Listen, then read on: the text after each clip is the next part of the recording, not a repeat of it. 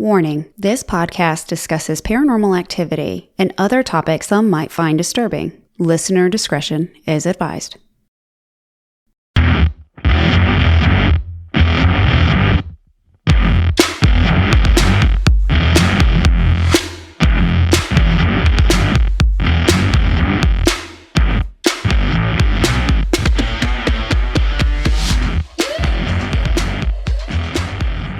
Hello, my beautiful, lovely listeners. Welcome back to another episode of Ghost Gossip. I am your host, Ashley, and I am in a good mood this morning because I am recording this intro in the morning and I have a cup of coffee. And I got my hair done yesterday. I love it. It's like a dark brown with a little almost like white streak in the front, and I'm loving it. Loving it, guys. So feeling a little witchy this morning. I'm not even going to lie. Feeling like it is almost time for fall, even though it feels like death outside. Today's episode, we are talking about Ouija boards. We are talking about witch boards. We are talking about talking boards. Guys, you know how I feel about Ouija boards. I've talked about it for over a year now. They scare me, and usually I would not be like, hey, let's chat about them. Let's learn more about them. But because I am who I am and I love to learn, and I don't want to be ignorant in matters of paranormal. I don't want to be ignorant in any part of life, but I want to learn about the paranormal. So that's what we're going to talk about. And today our guests are AnthonyGhostGuy, who we know and we love. And also Anthony, being the legend that he is, he knows a man named John who owns the Salem Witch Board Museum in Salem, Massachusetts. And if y'all don't know what that is a museum of Ouija board. He has over 800 of them. I understand that this episode might not be for everybody because I understand that people like me might be scared of them. But if this is your thing, I hope you stick around and I appreciate you. And if it's not, I totally understand. Come back next week and I'll see you then. Okay, I hope you enjoy today's episode.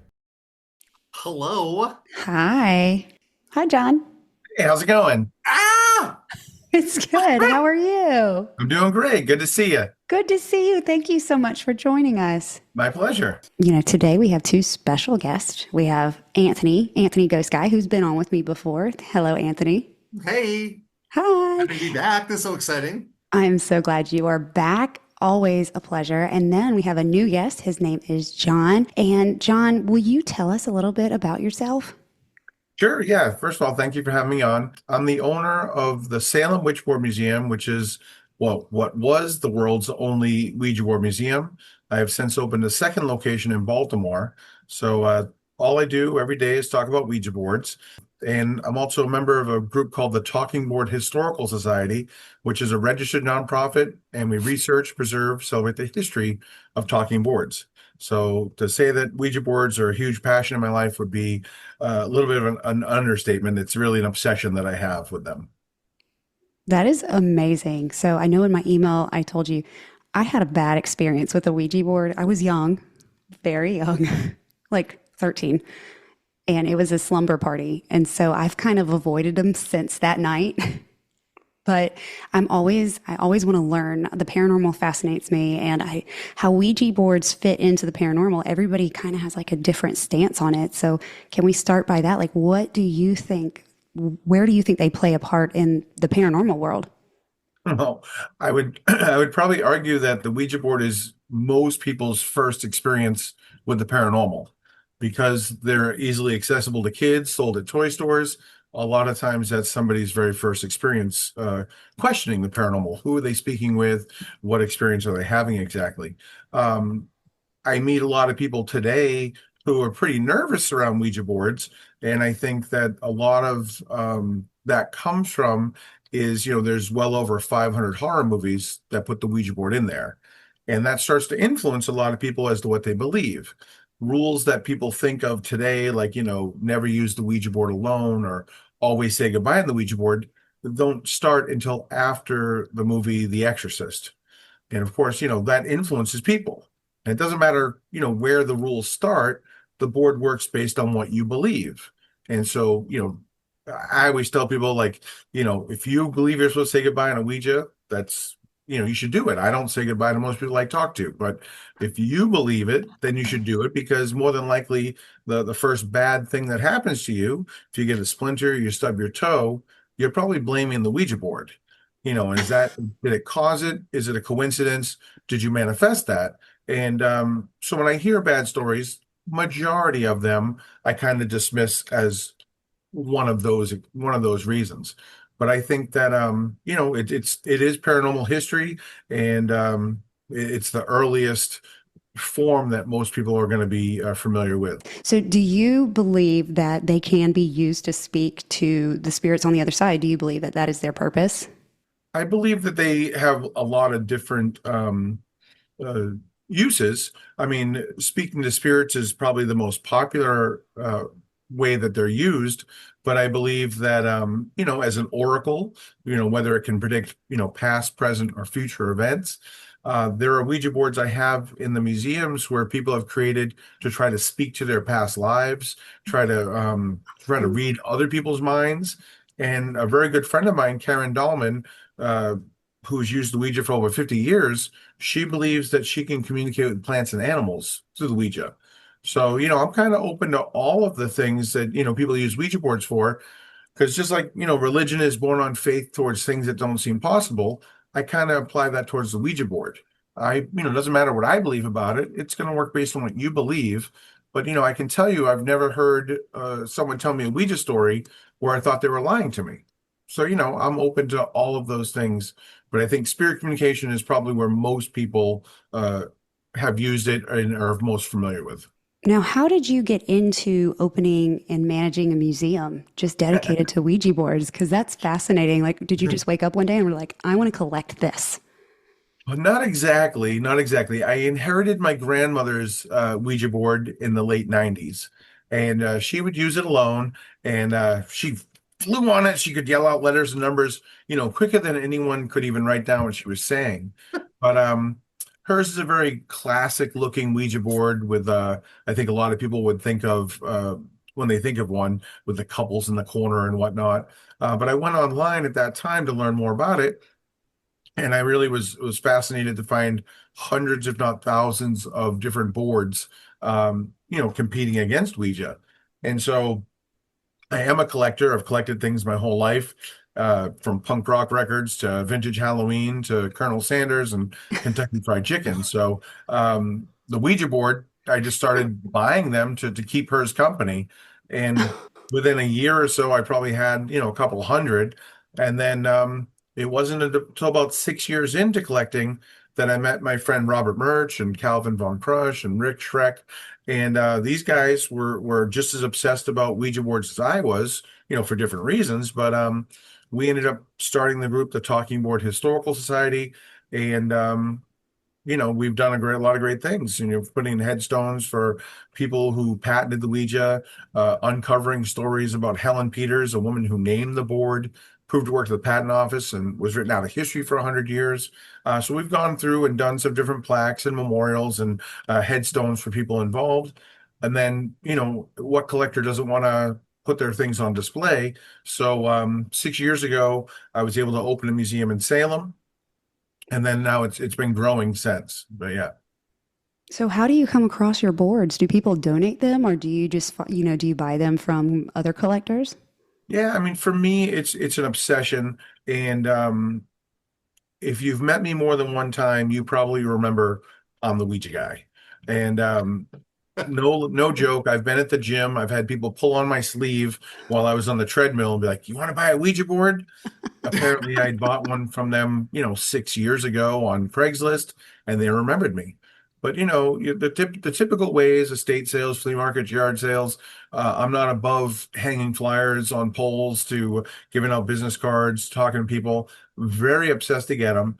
And when I find them, you know, usually I will drop everything I'm doing to go get them.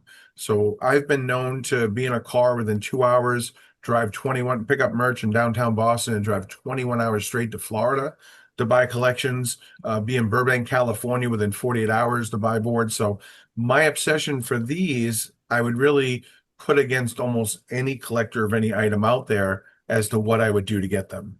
Wow. Yeah. I'm stunned because I'm like, oh my gosh, I don't even want to drive like up the street to get something. What? Never mind. I have to take out the trash. Never mind driving 21 hours for a week. You mean I have to go upstairs to get my charger? You take dedication to another level. Yeah, I would very obsessed. Well, most of the stuff in the museum is extremely rare because, Ouija, it's a brand, just like, Kleenex, the tissues. Right. Ouija is the talking boards, and there were thousands of other competitors against it, and they didn't compete very well. The war would end unless people were interested in the boards, or they infringed on either the patent or the trademark. So a lot of what I have is extremely rare, and those are the types of things that you don't wait for the person to Right. ship them or things like that. You want to secure it as best you can, and that means most times just leaving immediately to go get it. Yeah, I'm on my way. Here's a Venmo deposit. I am on my way. Uh-huh. Exactly. Hold on to it. I'm coming from Massachusetts. Now, Anthony, how did you get into Ouija boards? Because I know you have a small collection yourself, correct? Yeah, I have one that I got from John. Um, Oh, that's my, awesome. my Salem my Salem Ouija board I got from John. But I started with the paranormal and getting into the paranormal. I think the second person I followed was Becky Galantine. And she all of a sudden just had this post about Ouija boards. I was like, hmm, you know what? I've heard all the things about them, but like I should check it out. And just kind of through her social media about or her education about the Ouija board, that it's not the demon portal. It's not something that just demons pop out of. It's not something that's just going to give you bad things are going to happen. And just about the intention, I was like, wow, this should be, this is kind of cool. So one post she had was like, hey, I have all these Ouija boards and I'm selling some. Who wants one? So I was like, hey, yeah, like kind of what you said, Venmoed her $20. She she shipped it to my house. So it's interesting is my first Ouija board, again, Becky just tells you enough of what you need to know. And all she said was the previous owner had it and now you have it.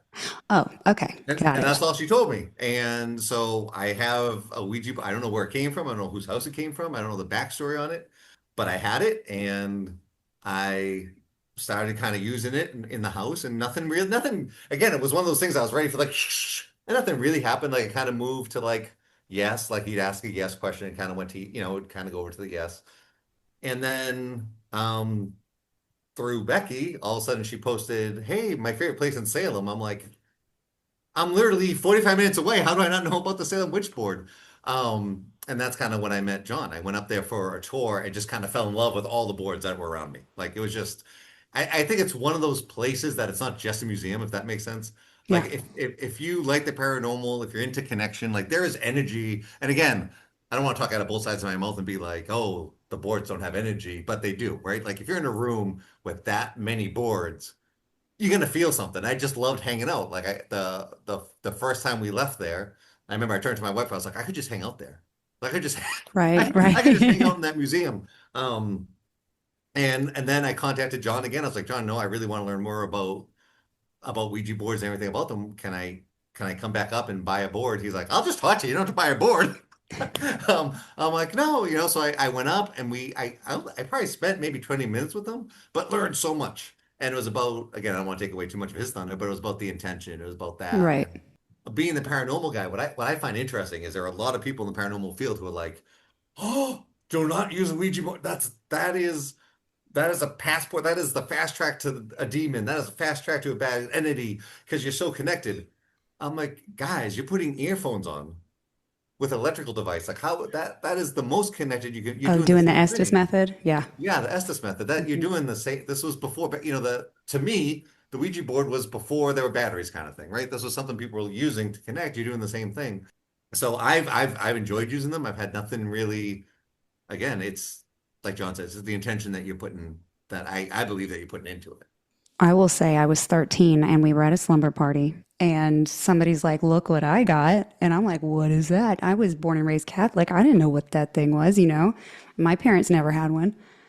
And, it started to move and we are all like, are you pushing it? No, are you pushing it? No, are you pushing it? I don't know. And all of a sudden it really started to move. And then one of our friends started acting really crazy. And so our solution, our 13-year-old brains, which I have two 13-year-old daughters right now, we put it in the freezer. Okay. A Ouijacle. I still like I forgot that part of it, and then I had one of my girlfriends on that was at the sleepover, and she's like, "Do you remember when we put it in the freezer?" And I was like, "We did put it in the freezer." And then I never touched one again because it scared me to death that night. And I don't know, it could have just been them, it's a sleepover and we're all like, young girls, let's all screw with each other. But I don't know, it scared me enough. I'm 40 now and I'm like, I'm not going to touch it. I still, Anthony and I were talking about it. And we're like, he's like, we should use one. And I was like, no, No. you can use one. And I get it. That's on me. I have a lot of ignorance when it comes to them, but that personal fear, it's such a vivid memory. Sure. I think, I often say that, like Anthony's saying, it's your intent. And so I always use a car or a gun.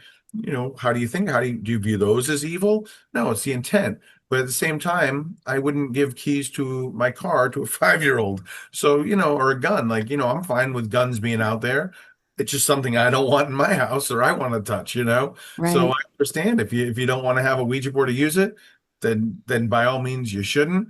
Because, if you do decide to do it and you're nervous about using it, I mean, that obviously could influence what happens. So, Now, have y'all ever had any kind of I have my questions, so just bear with me because like I'm just like I'm really excited.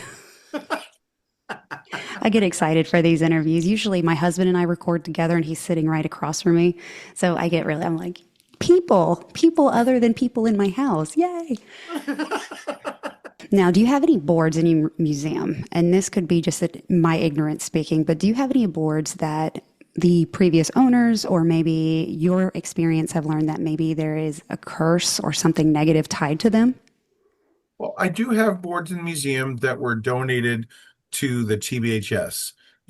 Often when people have a board that gives them trouble or they perceive as giving them problems, they go online as to what to do with it. And I think they're met with a lot of different misinformation or confusing things. Break it into 7 pieces, sprinkle it with holy water, buried it in church graveyard, those kind of things. So they reach out to the TBHS as authorities, so they donate them. And so I do in the museum, I have a few of those boards on display, and they range from, boards that were sent without a return address on the Oh, package. Obviously, worried about the board finding its way back. Boards that were sent with caution tape wrapped around them so that, prevent anyone else from using them. And one board that was sent literally in about 5 pounds, a box with about 5 pounds of salt. So we get, those kind of boards as well. And to me, I don't think of the Ouija board as it holding that kind of power. It's just a tool to have a conversation. And I think these people obviously did put a lot of power into that board. And so I'm respectful of what they believe, but it's not what I believe. I don't believe the boards have that power. It's just a cell phone, and that's basically the best way quick way to say it. It's a phone, and you don't know who you're talking with all the time. Not everyone wants to be nice to you. You dial a number in the middle of the night. You're not going to get maybe the happiest person. But I just don't think there's anything to fear. You just stop talking. So your gut instinct is kind of your best rule or instinct you have using them. But the boards that for the TBHS. I always tell people there's roughly 30 of them that have been donated over the years. And, 28 of the times I follow up with those people who donate them. I'm usually the point of contact that they reach out ahead of time to know where to send the boards. And 28 of the 30 times, the problems have gone away when the boards went away. So if you do have a board you want to get, you have a problem with, give it to me or anyone kind of willing to take it. 29, there's the board with no return address. So I don't know who to contact for that one. And then the salt board, that one is the one and only time where things kind of went on a little bit longer, roughly 3 months or so. And the son was eventually committed to a mental institution on that story. And so I'm always like, oh, well, that huh. sounds like something else more than the Ouija board going on with it. But of course, the people have these problems and it's their peace of mind. So getting rid of it is probably the best thing to do. Yeah, anything that you put that much power into, and if you're believing that it's causing something bad, I Sure. agree with that. If you get rid of it, then you believe that it's gone, and then therefore, Yep. I agree with that. I had a haunted house in my ghost lake when we moved. Now, I won't say he hasn't been around because the desk I'm on right now, it's his. And every once in a while, I believe he likes to come in and give me a hard time, call me a name. I get weird names. Like every once in a while, he liked to call me a hag. Oh no. And I've, Oh, yeah, he how didn't like rude. me. Yeah, I know, right? I have a shirt because my investigation with him, he said, move it, hag. And I went, well, that's very clever. And so I got a shirt made with it. Yeah. But every once in a while, like he doesn't bother us anymore. But every once in a while, it's like he'll pop up and I'll get like a negative name or something. And I'm like, oh, hey, Wayne, there you are.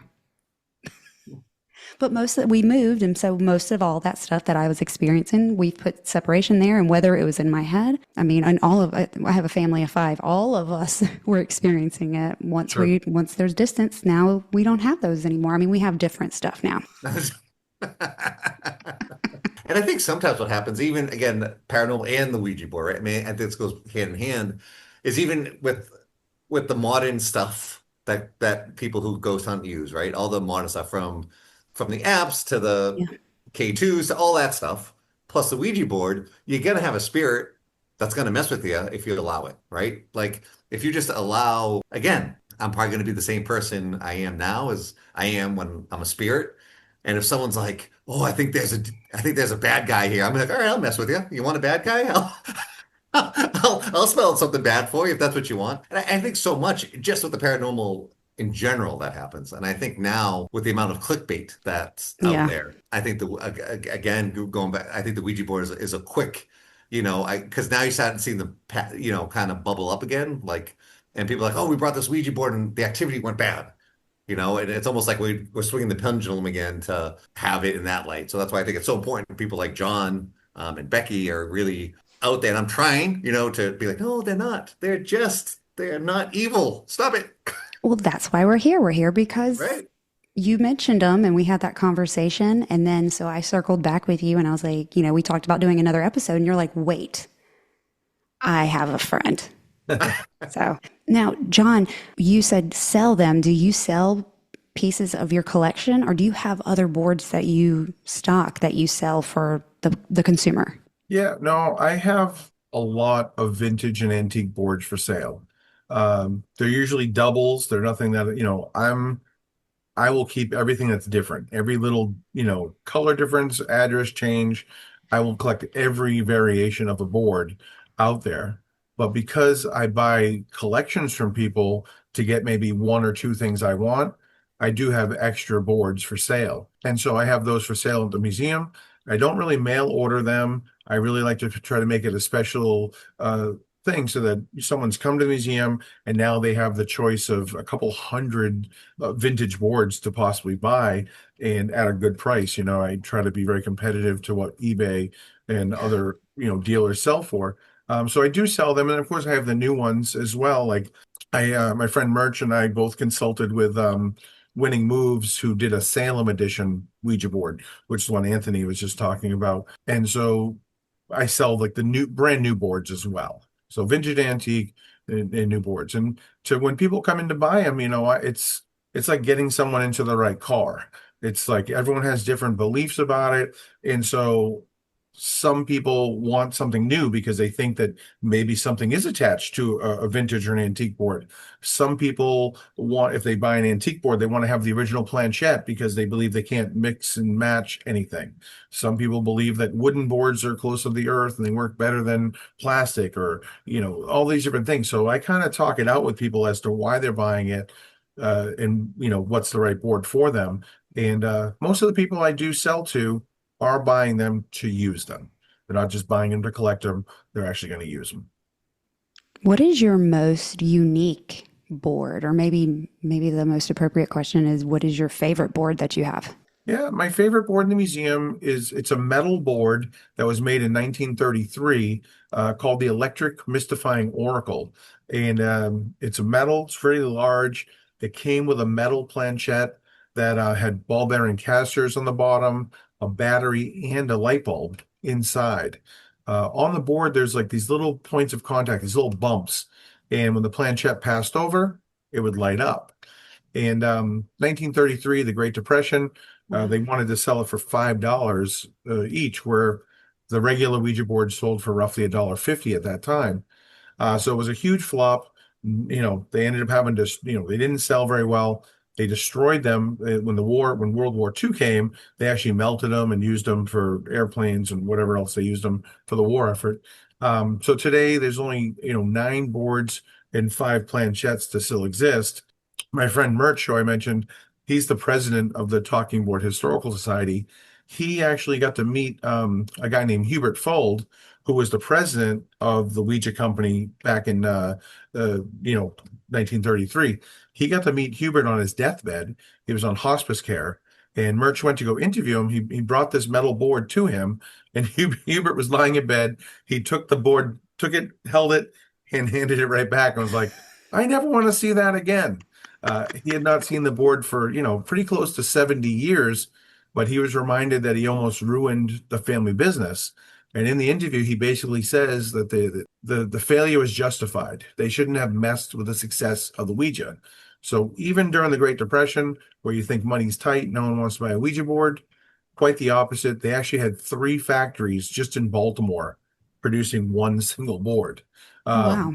So, I love that story because, Ouija boards, we tend to think of one image, and we're surprised. I'm surprised to find out there was thousands of these different competitors. And that's really just how iconic that brand is. But, that was a grail for me. That's one of the boards that was part of a huge collection for sale. And this collector would not sell the one item. He had to buy the entire roughly 300 boards or so. Oh, And, wow. yeah, within 2 hours, I secured funding. I rented a car, picked up merch in Boston at 5 o'clock on a Friday, and we drove the 21 hours straight to Florida to get them. And as we were driving there, other collectors were trying to make a deal, trying to, get me, screw me out of the deal. And we didn't know until we showed up there if the guy would honor the deal anymore. But we got there and I was like, Merch, we're going to check everything off the list, make sure we get everything. The guy couldn't have been nicer. He gave me extra planchettes and boards, all these things. And Merch and I saw things that we didn't even know existed anymore, like ephemera, like boxes from the turn of the century that we had never seen. 30 years of collecting, he had never seen them. So we quickly loaded up. We got out of there and we were laughing. We were, pretty high from all the excitement of getting these things, but we were laughing because we had worked all day Friday. We were up for probably, 2 days at this point. And we're driving. We're like, if we get in an accident right now, there's going to be 300 Ouija boards all over the highway. This will probably be the most paranormal investigated area in the country at that point. Yeah. You'd see a bunch of police officers standing there like, I'm not going near that. you, hey, newbie, that's your turn. Uh-huh. So that's the story. That's the 21-hour one. That is, yeah. Merch and I have had some great adventures going to get boards, both for him or myself. He knows that I'm up for an adventure, so he can pretty much tell me last minute, John, I just found this, and he knows I'll jump in the car and go get it. Do you know what the origin story of the Ouija board is? I Like do, why they yeah. were created? Okay. Yeah. So, I mean, the boards themselves, again, Ouija's the brand. So the boards are just called talking boards, spirit boards, witch boards. And there's really no inventor of the boards. What you're really looking at are 2 separate spirit communication tools that end up crossing paths. Just post Civil War here in America, people believe they're communicating with spirits. They hear knocking, responses back to them. And so the conversation evolves from counting knocks to trying to ask yes and no questions, wait for a knock or two, to eventually just pointing to the alphabet on a board and waiting for a knock from a spirit. So that's like device 1. Device 2 is called an automatic writing planchette, which is very similar to what you see with the Ouija board today, but it used to have a pencil at the front and wheels in the back, and someone would channel a spirit to themselves, write or draw on a piece of paper whatever came through. That planchette comes from the spiritualist movement in Europe to America in 1853 to cross paths with the alphabet board. So it's these 2 separate spirit communication tools evolving and kind of coming about until 1890, when a guy in Baltimore, Charles Kennard, mass produces one and just kind of generically calls it a witch board, like a witch's fortune board. A few months later, a woman named Helen Peters had asked it what it wanted to be called, and it's spelled back Ouija. And then she asked, what does it mean? And the board spelled back good luck. So the board named itself, and Ouija became the first mass produced board. And Helen, sadly, was written out of history. Murch only rediscovered her story 11 years ago. Wow. Yeah. So, people might go to a Ouija board box today and it'll say, Ouija's German and French for yes, yes, or that it's Egyptian for good luck. And those are stories that were told for 70 plus years. So it's true in that sense. But the real truth of the name and where it came about was basically only rediscovered 11 years ago. That's incredible. Yeah. Have y'all seen the Five Below Ouija boards? They're pink and purple. Our Yeah. friend Becky put out the alert on those and they got snatched up. Everyone went out and grabbed a bunch. But yeah, absolutely. They're pretty cool. I like them. They are pretty. I may have one. Do you I may have really? one. I saw them and I was like, if I was going to get one, that would be the one. Yeah. It's pretty. It's very pretty and it's actually functional. It's constructed very well. It's thick. They scaled the planchette down smaller and very surprising that they can make any money off them at $5 because the quality is pretty good on them. Wow. I was actually, yeah. I mean, again, I'm no expert, but I was going to ask I you. That was when I exactly what I was got about it, to ask you. yeah, when I got it, I was like, Becky, again, that's why I did it. Becky put out the Becky put out the post. I was like, well, if Becky says to get one, like, who am I to say no?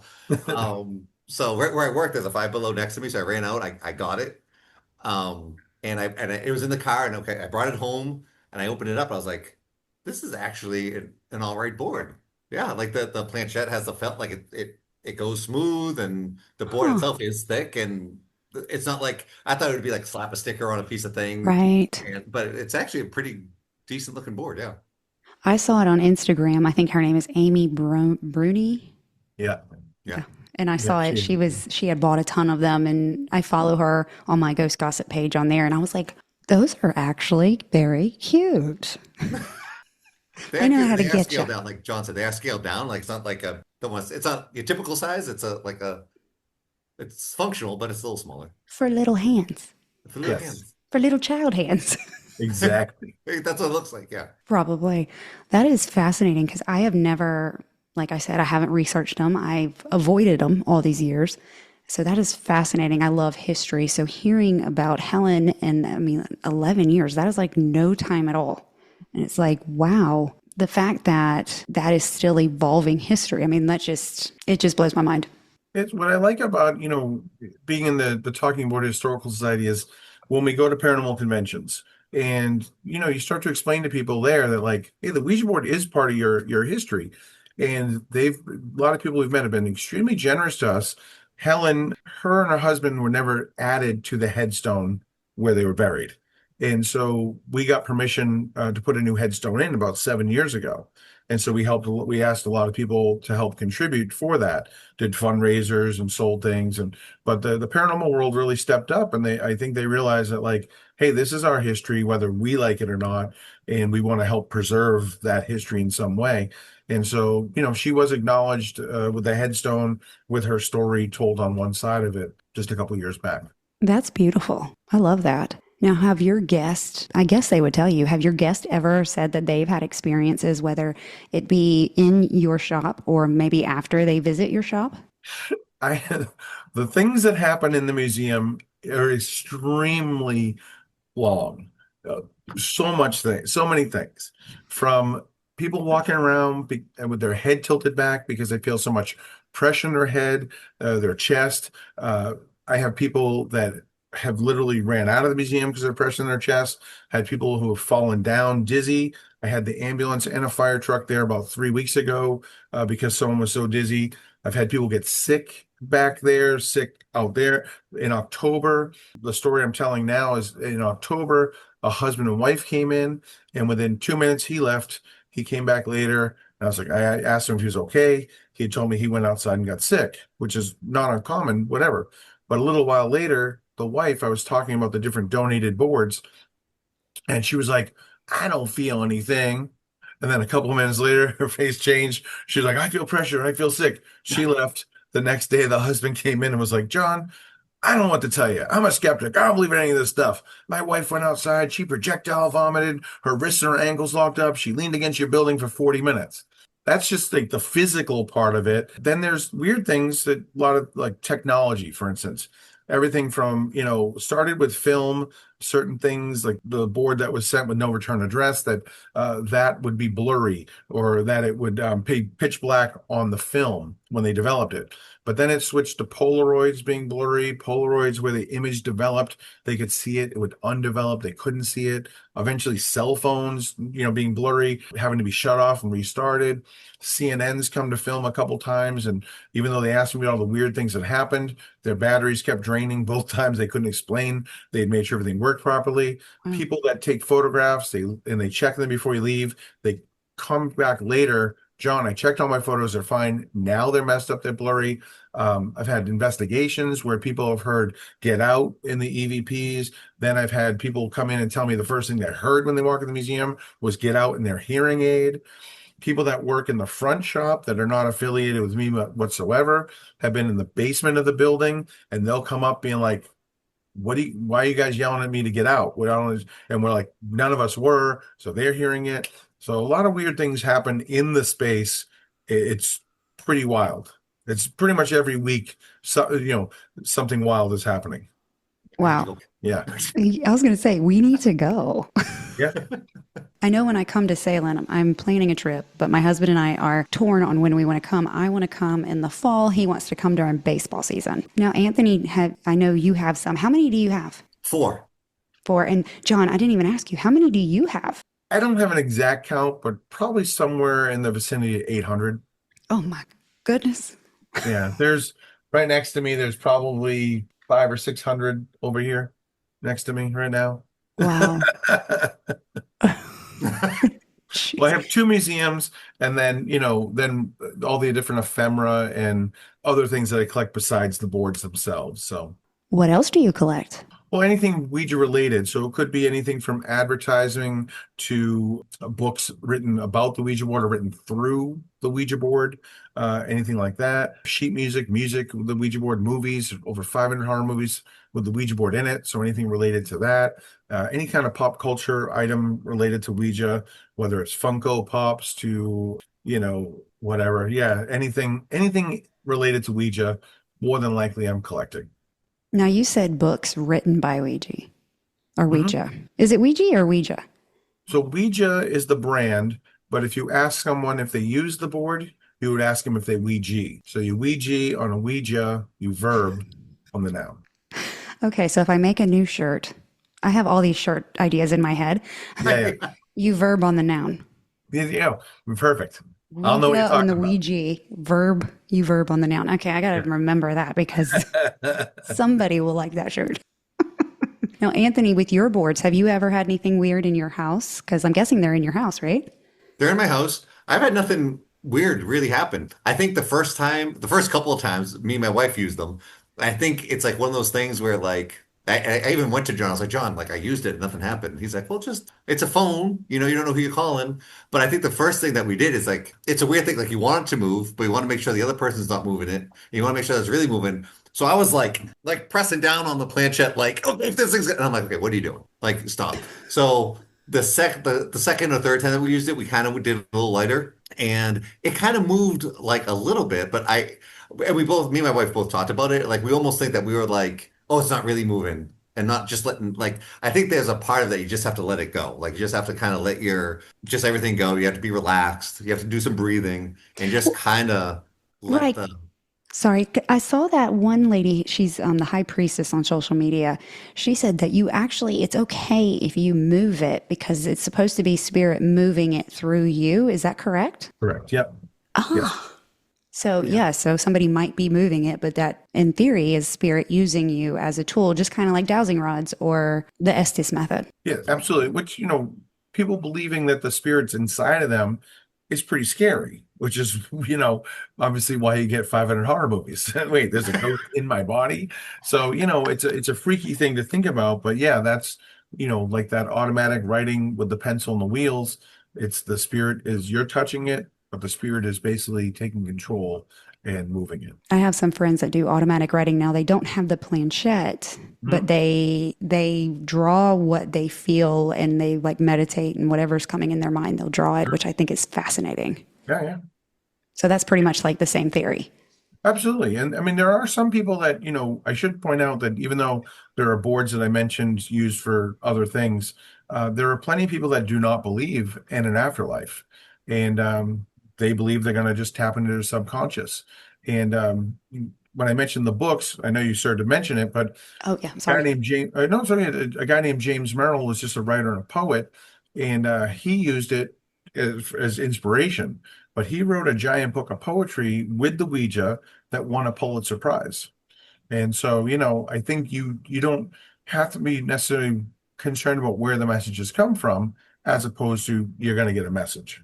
If that message helps you in any way, that's always kind of more important than where it comes from. And I think, now that you just mentioned Ouija for the writing, right? There was one night at my house, I wasn't using the Ouija, like I wasn't using it, but I had it kind of as a trigger object. I kind of had it a trigger, like I just kind of had it out there and I put a cat ball in the planchette. And so I had that, and then I had like this wooden doll kind of at the end of the table. And I was just going along and just asking questions like, hey, is anyone here? And I was like, oh my God, nothing has happened. Like I've been asked nothing's going on for any amount of time. Like nothing's happening. So finally I was like, why? Like nothing's happening. Right when I said nothing's happening, and I was kind of filming it. So when I slowed down, I said nothing's happening. Cat ball on the Ouija board lights up and the doll falls down. Did you post that? Because I think I I saw did post that. that one. Yes. Yeah, Yes, that one folks. was cool.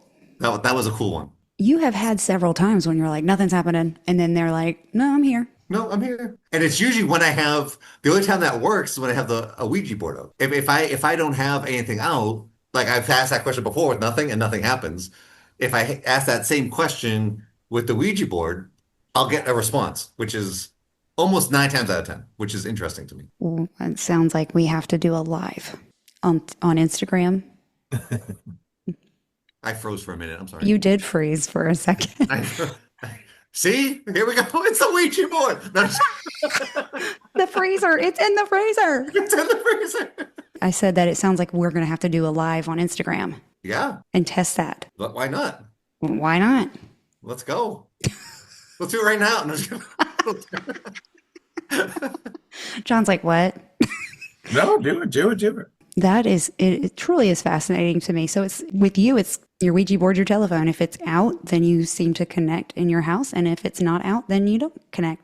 It definitely ramps up. It definitely helps activity, and I think kind of again, like what John was saying, I think having the board out, I don't know if it becomes like a beacon, right? That spirits know, hey, this is a definite sign this dude wants to talk. Let's communicate. Now, just a random question that just popped in my head because I have all underage children.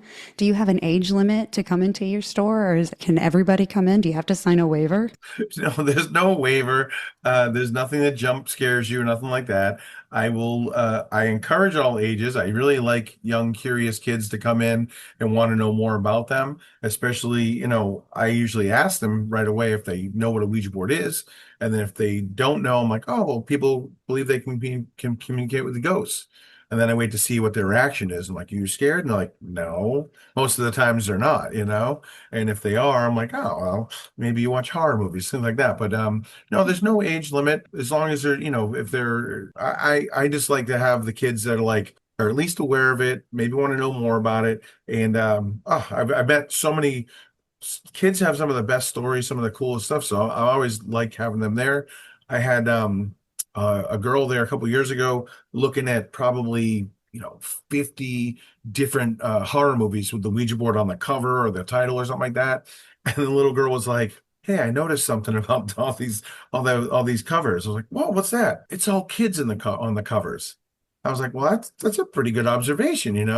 They're sold in toy stores, accessible to kids." I said, "A lot of times somebody's first experience with the paranormal." I said, "But if you don't take the Ouija board seriously, you go looking for trouble on it, you're probably going to find it." And that's probably why they made all these movies about it. But so I really love having younger kids come in and want to know more about it. So yeah, no limit. You don't have to sign a waiver. I think, everyone's probably familiar with Zach Baggins Museum in Vegas, which you do sign a waiver, which I think automatically puts people in a different mindset of like, wait, if I've signed a waiver, then something potentially could happen to me. And then, if something happens to you, you're like, maybe that causes something to happen. So I don't like to influence people in that way. I like to like kind of read body language and see where people are at. If they go near the donated boards and then later on they're just on the other side of the museum, they won't go back over there. Because then when I start telling stories and I talk about what people feel and the things they're drawn to, I like to think that I didn't influence them to that they felt that on their own. I like that. That's Yeah. awesome. I'm just imagining my three in there, and I know my son would be like all over it, just like learning, learning, learning. My youngest wasn't a believer, but she sees things. So she is, when she talks to me, I listen and I'm like, I try not to discourage because I wasn't discouraged as a kid when I started seeing things when I was younger, but I know people that were. And I was embarrassed and scared of it for a long time until I got, late 30s. And I was like, I'm okay being weird. It doesn't matter. I like me. So, and then my middle, who is this one right here, she is terrified. She thinks I am extremely weird. She asks me on a regular basis if I worship the devil. And I'm like, no, I don't. Define worship? No, just kidding. When you say devil, When you say devil, no, is it, is it, she's very conflicted about what I do and what I talk about and the things that I have in my house. And so it's like her stepmom takes her to church and they're more religious and I'm not so much religious. I'm spiritual and that, but I try not to push anything on her because Sure. I want her to develop her own sense of self and her own sense in religion and spirituality. Yeah, I think that's the right thing to do. You push a kid into any direction with anything, usually they're going to resist in any way. So, I think letting kids, especially when they get to a certain age, kind of have a little bit of guidance, but to certainly try to figure out for themselves what's going on is probably the better thing to do than trying to push them in a direction that they'll only rebel against. Yes, and they're so perceptive. They really are. It's wild the way they see things and what they see that we might miss because we're busy or have a million things going on in our heads where they're just like the person that you said, they're all children on those covers. I've done several ghost hunts and you have to sign a waiver. They or with kids, they have to be 16 or older. And so that's why I was wondering. And I have been to Zach Bagans. I will not go back. It wasn't that anything scared me or anything like that. It was very long and there was no place to sit. And I like to sit within 2 or 3 hours. I don't want to stand the whole 2 or 3 hours, but it was almost like overstimulation all the time for those 2 to 3 hours. It is just sounds and smells and stuff everywhere and lights flashing. And it's like, no Yes. wonder people pass out in here. Exactly. And when you own the footage of someone passing out and then you show it to the people and say, hey, when people look at this, they pass out. I had people, start to feel woozy that I was there. So yeah, I think that influences people. Hmm. Certainly every room having a different smell, different sound in each room. That Yes. disorientates a lot of people. And so, I think that I know he's doing it and it's smart that he does it in that way. He's more of a showman, but it's kind of like a carny thing to me. You know what I mean? I wouldn't do that. I like it, when I see somebody, if I have a young kid in the museum, I'll usually start being like, hey, do you watch horror movies yet? And try to get a gauge as to like, hey, I'm gonna go talk about some really bad stories on the Ouija board, true crime and things. But like I'll kind of run it by the parents, be like, can your kid handle this? And if they can't, then right away they'll either put them on the other side of the room or I'll try to tame the story a little bit. I want to hear the story. Sure. I can I'm handle very, the story. wait, what state are you in? South Carolina. I got nothing but South Carolina. Oh, But Anthony's in Connecticut, right? no, Massachusetts. That's damn it. Well, Well, well, we were talking about Becky last time, and she's from all Connecticut. right, yeah, she's in That was the time. Connecticut. And Becky, so the very first suicide associated with the Ouija board was in 1900, a woman in Bridgeport, Connecticut, and she was very consumed with the messages that she got from the board. She wanted to find out where the messages were coming from. So she actually took strychnine. She poisoned herself to get to the other side of the board. So there's one little suicide in Connecticut, 1900. wow. I wonder. I wonder if she found her answers. Let's get a Ouija board and Let's find let's out. ask her. Yeah. Did it work? Oh I'm my like, goodness. Yeah, I I don't wasn't know. expecting that. For me, well, for me, I'd like, I'd like to just live a long life, die of natural causes, and find out at the end of that. I don't need to speed the process up at all. Exactly. Again, so, with that story, are you blaming the Ouija board? I'm not, No, that sounds like free will. exactly. You always have free will. So if the Ouija board tells you to kill someone, doesn't mean you got to kill someone. Oh, Yeah. I'm a big true crime person, and I was listening to an episode. I can't remember the podcast, but it was a man who said it was off of The Conjuring. It was a man who said that he took the demon for the young child, the male child that was demonic, and like he went and said, "Get away from him" or something. Then the demon went from the child to the man, and then the man killed like the girlfriend's ex-boyfriend or something, but it was the demon. Satan made him do it. And I was like, what? Yeah. I don't know. Not saying that people aren't possessed. I've been married a few times. I'm pretty sure one of them was possessed. I could be biased. Oh, that's I'm willing to bet money. But yeah, that's really fascinating. All of this, I had a question in my head and then I decided to just wander off topic and now it's gone. Yes, That's all right. squirrel. And Well, and it wasn't on my list here. Of course, it yeah. wasn't there. But this was wonderful, absolutely wonderful. Anthony, do you have anything that you want to add or ask? not really. I mean, again, I've been to the museum twice. I think for anyone who's listening, if you're near Massachusetts, if you can get to, it's just, again, you talked about people passing out, things like that. Like, I just felt, I loved it. The energy that was in that museum, I just loved it. You can definitely, John's knowledge on Ouija is amazing and he's very approachable about it. And again, most of what I know, I listened to him for 20 minutes and got all that information. So, Yep, that was like the first thing you said when I was like, "Hey, do you want to do an episode on the Ouija board?" You were like, "I mean, I don't know that much, but hold on." someone does.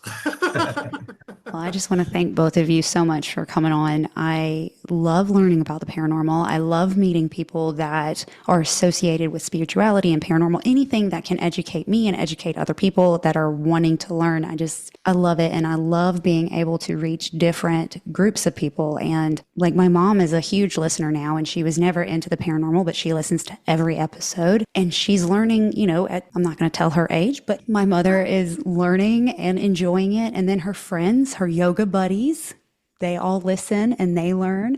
And then I Yoga have buddies? all the yoga buddies. And then my daughters, they listen, even though sometimes I'm like, please don't listen.